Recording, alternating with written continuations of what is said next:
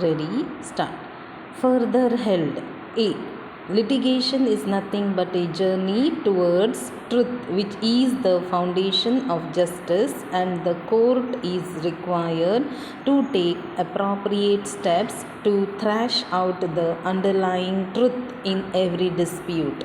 Therefore, the court should take a lenient view when an application is made for production of the documents under Sub-Rule 3. The defendants have filed an application assigning cogent reasons for not producing the documents along with the written statement. They have stated that these documents were missing and were only traced at a later stage. It cannot be disputed that the documents produced by the defendants are necessary for arriving at a just decision in the suit. The courts below ought to have granted leave to produce these documents. Next para.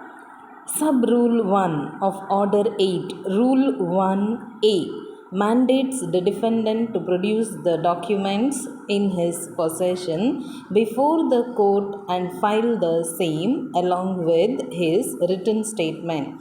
He must list out the documents which are in his possession or power as well as those which are not. In case the defendant does not file any document or copy thereof along with his written statement, such a document shall not be allowed to be received in evidence on behalf of the defendant at the hearing of the suit.